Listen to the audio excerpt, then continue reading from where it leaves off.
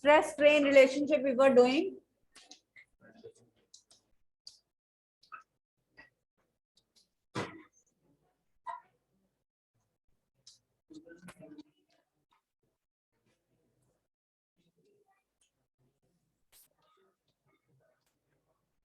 Stress this side and strain this side.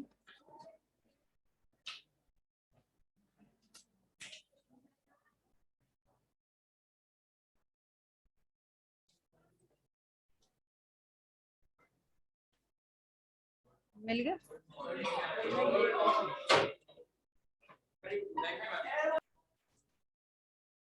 चलो. So P, what is P point? What is P point called? थोड़ा सा इधर सीधे और वो आर्म उठाओ वहां से. आप इधर आ जाओ सेकंड में. नहीं कोई बात नहीं, आप यहाँ से. Sit here. And after that, what is A point called? Elastic limit. After that, what is OO dash called? This is called permanent set. ये कर रहे थे हम. तो what is permanent set? Permanent strain बताया था ना?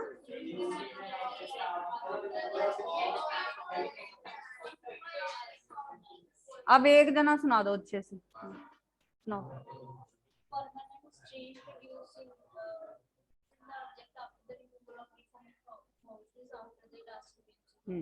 Bad. So after the elastic range is over, then what happens? We remove the deforming forces and the object regains the configuration. Yeah, it comes back along a different path. Earlier it was coming along APO path. Now it is coming back along BO dash path.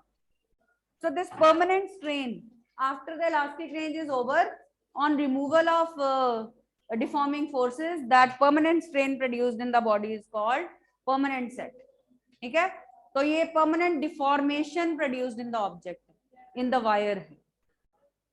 After that we keep on increasing the stress, but now for small increase in stress, large strain will be produced. देखो अब stress almost आपका horizontal हो गया. थोड़ा सा भी आप stress अगर अप्लाई करोगे बियॉन्ड इलास्टिक रेंज तो इसका इफेक्ट बहुत लार्ज होगा, right? And for small stress large strain will be produce. एक तो ये पॉइंट है. अब एक ऐसा पॉइंट आएगा जहां पे wire will start yielding. Its thinning will start as I told you. Necks and constructions will develop and it will yield like, it will behave like a viscous fluid. तो viscous fluid की तरह ये act करेंगे. ठीक है? तो इस point को, सी पॉइंट को at which this happens is called yield point. Yield point लिखिए. अब यील्ड पॉइंट क्या होता है? Yield point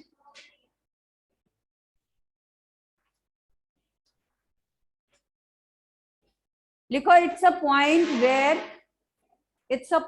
where for small stress a large strain is produced.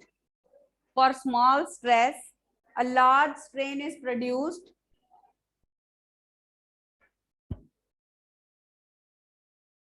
The wire is said to be yielding. The wire is said to be yielding like a viscous fluid. It is the point at which stress, for small stress, large strain is produced. And the wire is said to be yielding like a viscous fluid. Thinning of the wire starts.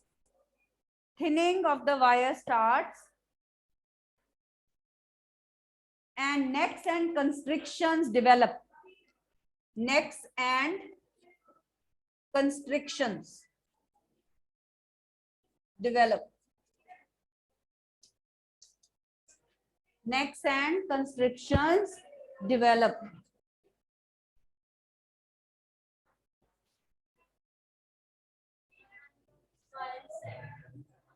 Wire is said to be yielding like a viscous fluid. Yield से yielding. Like a viscous fluid. Behaving भी लिख सकते हो आप. Like a viscous fluid. Necks and constrictions develop, thinning of the wire start. इतना कुछ हो जाता है। इस पॉइंट को हम क्या बोलते हैं? Yield point. आफ्टर दैट एक फाइनल जर्क, मतलब stress corresponding to this point, D point. इस डी पॉइंट को नहीं हम बोलते, इसके कॉरेस्पॉन्डिंग जो स्ट्रेस है उसको हम नेम देते हैं, that is called breaking stress. The stress corresponding to, मतलब ये जो स्ट्रेस है ये ओई पोर्शन की बात करिए, बोलो। मतलब कि ये डी पॉइंट का कोई नेम नहीं है, the stress corresponding to the point, मतलब ये ओई, that is called breaking stress. तो नेक्स्ट पॉइंट लिखिए, डेफिनेशन है breaking stress. It is also called ultimate और tensile stress. It is also called ultimate stress और tensile stress.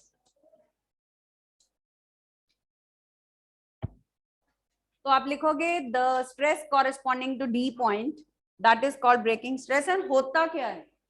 This is the maximum stress a wire can tolerate before breaking. Break होने वाली है अब wire बस, तो उससे पहले जो मैक्सिमम स्ट्रेस है जो जिसने टॉलरेट किया, उसके बाद बस ये ब्रेक हो जाएगी, उसको आप बोलोगे ब्रेकिंग स्ट्रेस। ठीक है, तो लिखिए इसके डेफिनेशन ब्रेकिंग स्ट्रेस की। It is the maximum stress that the wire can tolerate, maximum stress that the wire can tolerate before breaking, क्योंकि इसके आगे और स्ट्रेस ये बियर नहीं कर पाएगी। Maximum stress a wire can tolerate before breaking, before breaking. बस इसके बाद क्या होगा? ब्रेकिंग पॉइंट आ जाएगा, फ्रैक्चर पॉइंट। तो एफ इज फ्रैक्चर पॉइंट। अब यहां पे वायर विल ब्रेक, टूट जाएगी। फ्रैक्चर पॉइंट और ब्रेकिंग पॉइंट।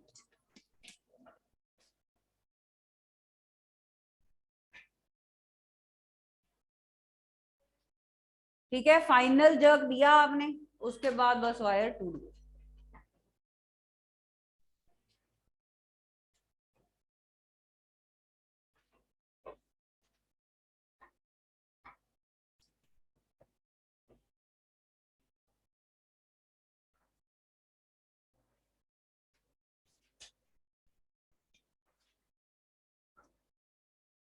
ठीक है, क्लियर है? स्ट्रेस स्ट्रेन रिलेशनशिप, ये पूरा graph. On the basis of this graph, one application is there. We can distinguish between brittle and ductile materials. On the basis of this graph, we can distinguish between brittle and ductile materials. Brittle materials क्या होंगे? जैसे ही elastic range over होगी, they will break. They will break here. ये इनका fracture point हो जाएगा as soon as elastic range is over. मतलब जो बिल्कुल भी इलास्टिक भी नहीं होते मटेरियल्स, जो ब्रिटल होते हैं, उनकी भी कुछ ना कुछ इलास्टिक रेंज तो होती है, सबकी एक लिमिट होती है। बट जैसे इलास्टिक रेंज ओवर हुई, उसके बाद वो टूट जाए, वो बिल्कुल भी आगे लार्ज स्ट्रेन उनमें प्रोड्यूस नहीं होगा। So this is brittle material. And for ductile, they have a long, you can say, जो काफी देर के बाद टूटे, because they can be stretched to long wires, into long wires. Ductile materials, तो जिनकी प्लास्टिक रेंज लॉन्ग है उसको आप बोलोगे ductile materials.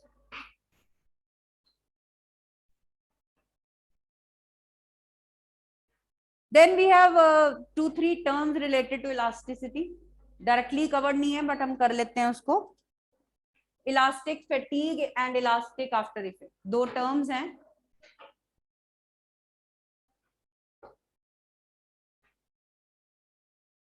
Elastic fatigue, like I gave you example yesterday. किसका एग्जांपल दिया था?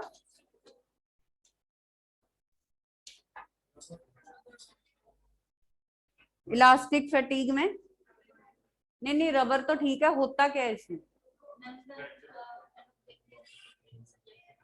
हाँ, तो बार बार जब हम उसको स्ट्रेस अप्लाई करेंगे एक ऑब्जेक्ट को, तो धीरे धीरे उसकी इलास्टिसिटी कम होती जाएगी। ठीक ठीक है, it will get tired of elasticity, it will lose some of the elastic strength on account of repeated applications of strain. ठीक है, stress. So that is called elastic fatigue. तो लिखिए elastic fatigue क्या है? It is the loss in elastic strength. Loss in elastic strength of an object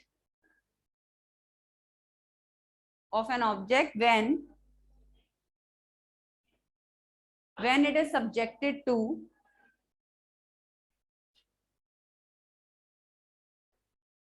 repeated strains.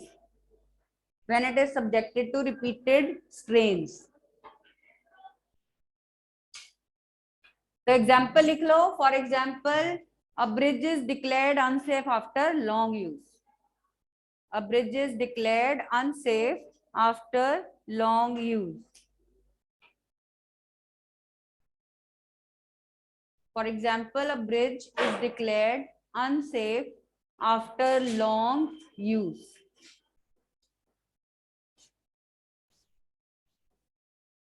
ठीक है, वही example आप यही लिख लो कि we have two discs A and B. ठीक है, so we will subject disk A to repeated strains for 2 days, and we don't apply any stress on B disk. Suppose after 2 days we allow both the disks to rotate. What will happen? A will show some fatigueness, it will show some tiredness, as if it has lost some elastic strength, but B will be having fresh, you can say, oscillations. ठीक है, तो ये fatigued behavior show करेगी because it was subjected to repeated strain, and this will show fresh oscillation because it is not tired at all. तो आप ये दो disc का एग्जांपल दे सकते हो. ठीक है, वो हमने रखा हुआ है वहां पे सेटअप, तो कल देखते हैं उस पर क्या कोई इफेक्ट होता है. ठीक है, then next term is elastic after effect.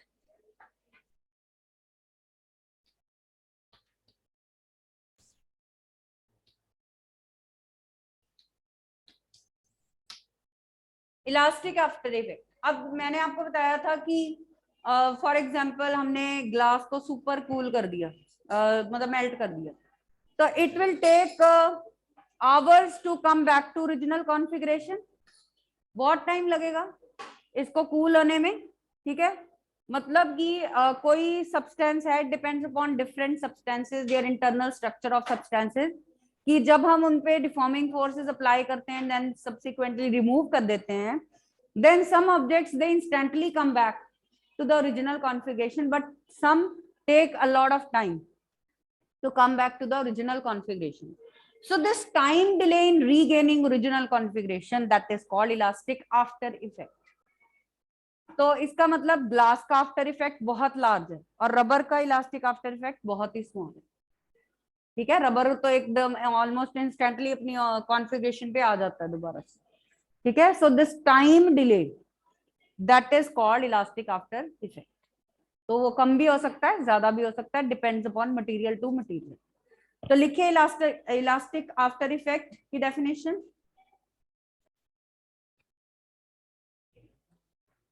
तो लिखिए the time delay in regaining, the time delay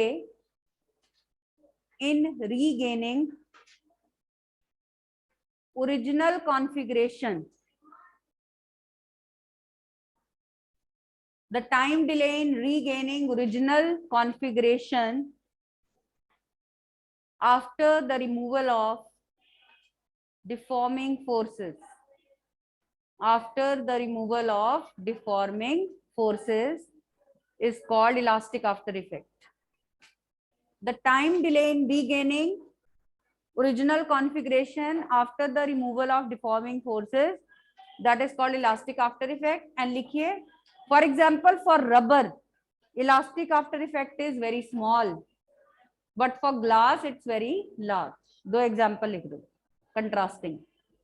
For rubber, elastic after effect is quite small, but for glass, it's very large.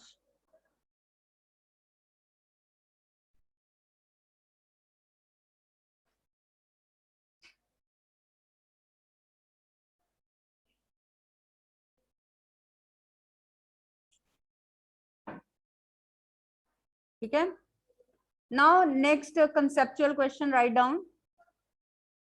Show that steel is more elastic than rubber. Show that steel is more elastic than rubber.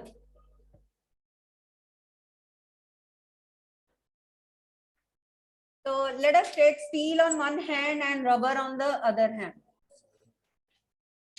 ठीक है, length और area of cross section हम same ले रहे हैं, suppose तभी comparison हो सकता है. What is the formula of Young's modulus? Ashutosh, formula of Young's modulus बताइए. एक मिनट, कॉपी बंद करके. कोई नहीं, अभी बता दो. फॉर्मूला आगे.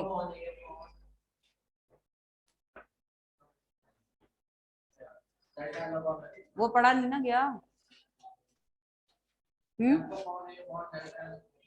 What is this way of sitting? हाँ बोलो. हाँ, एफ एल ओवर ए डेल्टा एल हो गया ना. तो ये हो गया एफ एल ओवर ए डेल्टा एल. हाँ जी. तो अब आपका लोड अप्लाइड सेम होगा ऑब्वियसली, तभी हम कंपेयर कर रहे हैं. लेंथ भी सेम है, एरिया ऑफ क्रॉस सेक्शन भी सेम है. ठीक है. तो जिसका यंग्स मॉडुलस ग्रेटर होगा दैट विल डिसाइड कि कौन बेटर इलास्टिक सब्सटेंस है. ठीक है, उसकी इलास्टिसिटी ग्रेटर होगी. तो let us right this for steel. First of all extension different है, वी नो. स्टील उतना एक्सटेंड नहीं होता, स्ट्रेच नहीं होता जितना कि रबर हो जाता. रबर और स्टील वायर लें तो रबर वायर तो बहुत एक्सटेंड हो जाती है, स्टील नहीं होती. तो that we know. So extension in steel wire is delta L S, and for rubber we can write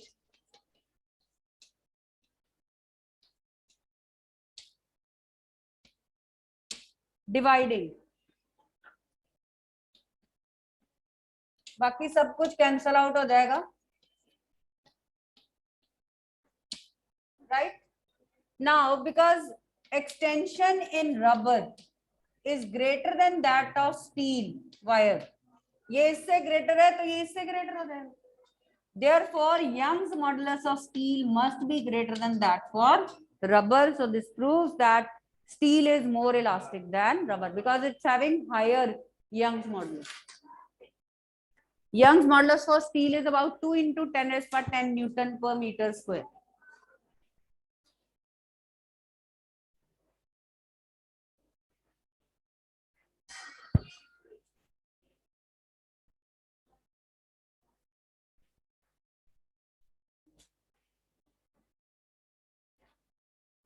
Is that okay? Clear है ये?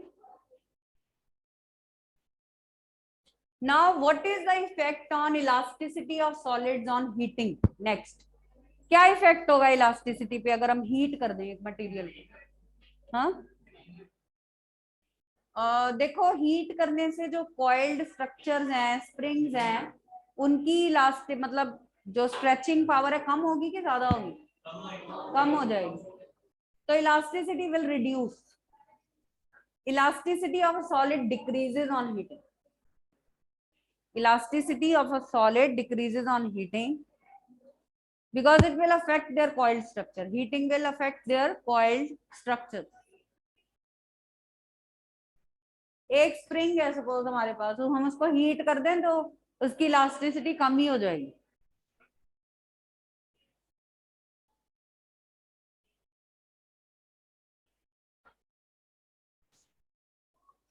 For example, you had time period of simple pendulum t is equal to 2 pi root L by G. Same way, if a mass is attached to an oscillating spring, its time period is given by, note kar lo, time period of mass attached to an oscillating spring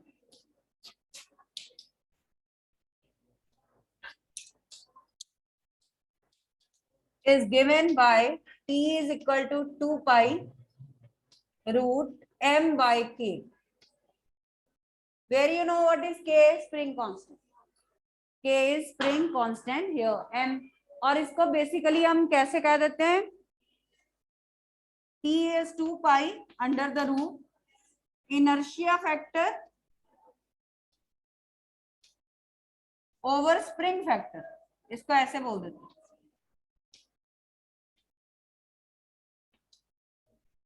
to pi under the root inertia factor over spring factor.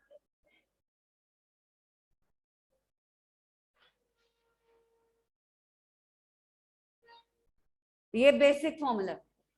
तो इसके basis पे भी हमारे कुछ questions हो सकते हैं. For example spring watch, a watch with the wound spring falls freely from the top of a hill.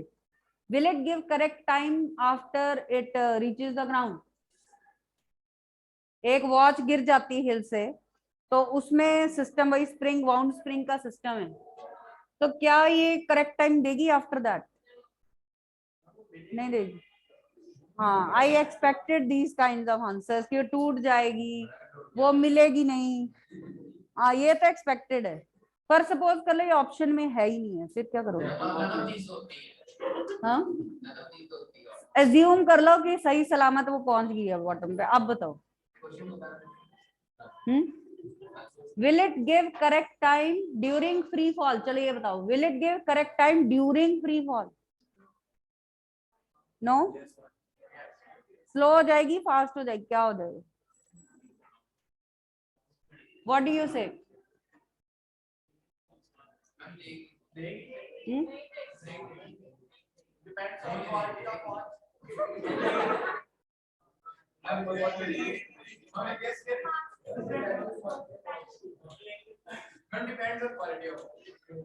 नहीं, it will give correct time during free fall because you see time period is independent of acceleration due to gravity. Gravity involve ही नहीं है यहाँ पे. तो जब during free fall, तो इनमें से दोनों में से कुछ भी चेंज नहीं होने वाला, ना तो मास चेंज होगा ना के फैक्टर चेंज होगा. So that's why yes, the watch will give correct time during free fall. तो ये कंसेप्चुअल क्वेश्चन है, लिख लीजिए. तो उसमें ये आएगा, लिखो spring wound watch, a spring driven या spring wound watch falls from the top of a mountain, falls from the top of a mountain. Will it give correct time during free fall? Will it give correct time during free fall? The answer is yes, it will give correct time during free fall, because time period of this spring inside the watch is independent of g, small g. It is independent of gravity. Even you can write that. It is independent of gravity.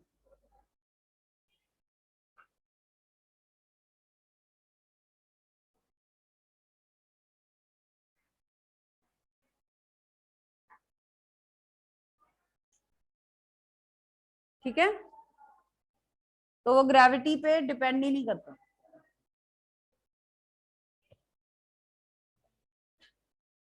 चलिए, तो elasticity का main जो है वो हमने कर लिया है, जो भी मेन टॉपिक्स हैं, इवन उससे ज्यादा ही कर लिए हैं जो यहाँ पे मेंशन है. So after that we'll be starting with next portion, fluids का first chapter, pressure. So let us start with pressure.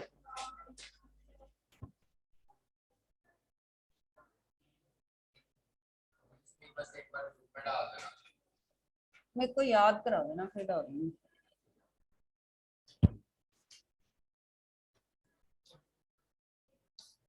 Pressure,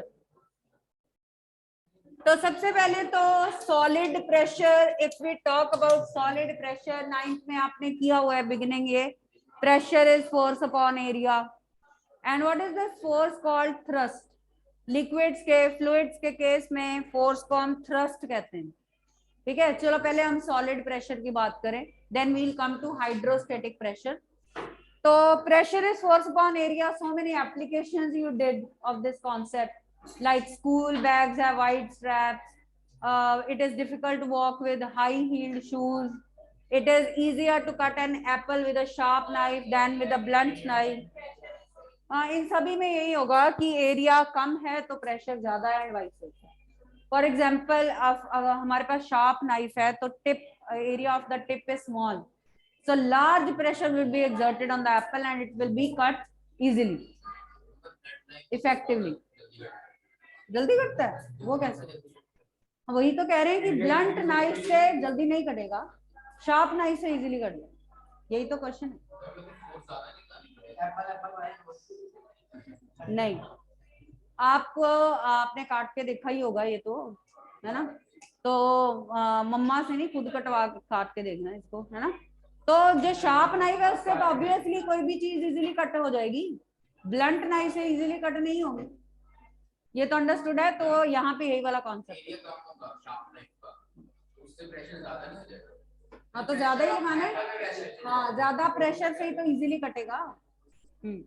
तो फॉर द सेम फोर्स, दो नाइफ्स लीजिए, एक शार्प और एक blunt, for the same force applied by you.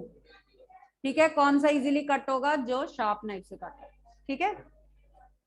Then और कौन से थे? वाइड टॉल बिल्डिंग्स है वाइड फाउंडेशंस, वाइड बेस होता है. हाँ हील्स वाला बोल दिया मैंने. टॉल बिल्डिंग्स है वाइड फाउंडेशंस, और कैमल है ब्रॉड फीट. कैमल है broad feet.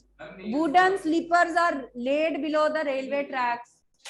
Wooden sleepers are laid below the railway tracks so that the pressure of train is equally distributed on the rails and the rails are not damaged. Hammering a nail into the wall. Then syringes. syringe से जब हम injection vaccination के लिए, syringe जो है उसकी बहुत ही sharp tip होती है, तो लार्ज प्रेशर एक्सर्ट करने के लिए जब आप वैक्सीनेशन करवाते हो, why do you put thumb over it, over that area? उससे आप प्रेशर अप्लाई करते हो. ठीक है.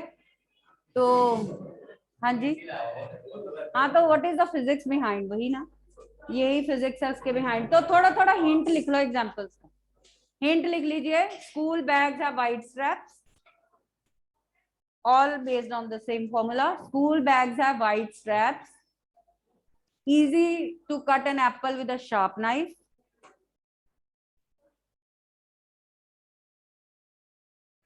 Difficult to walk with high heel shoes,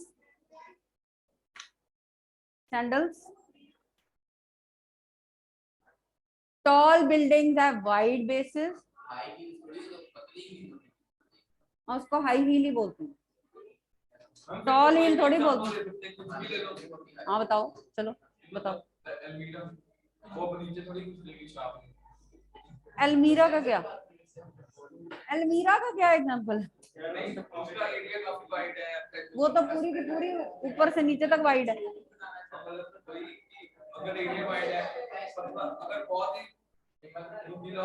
देखो जो टॉल बिल्डिंग है उसमें तो है कि टॉल बिल्डिंग स्ट्रक्चर जो है, अगर उसका बेस आप ऐसे रखोगे, बिल्डिंग ऐसे टेपर करोगे तो गिरने के चांस है, स्टेबल नहीं रहेगी. ये तो पूरी यूनिफॉर्म है ऊपर से नीचे, इसको थोड़ी ना डिस्कस करिए. गिरने के चांस थोड़ी है इसको. जो टॉल बिल्डिंग जितनी टॉल है उसका बेस वाइड होना चाहिए. चौक का क्या? चौक से क्या करना है?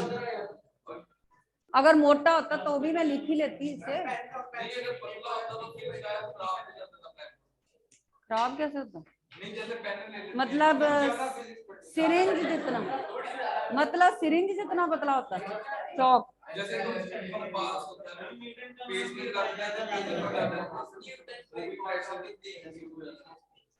चलो गुड. कल आप ऐसे करना, you write as many examples you can that are not given in books like this, but valid example होने चाहिए. नेक्स्ट लिखो. Wooden tracks are laid below the railway tracks. wooden sleepers are laid below the railway tracks. Camel have broad feet, etc. ठीक है.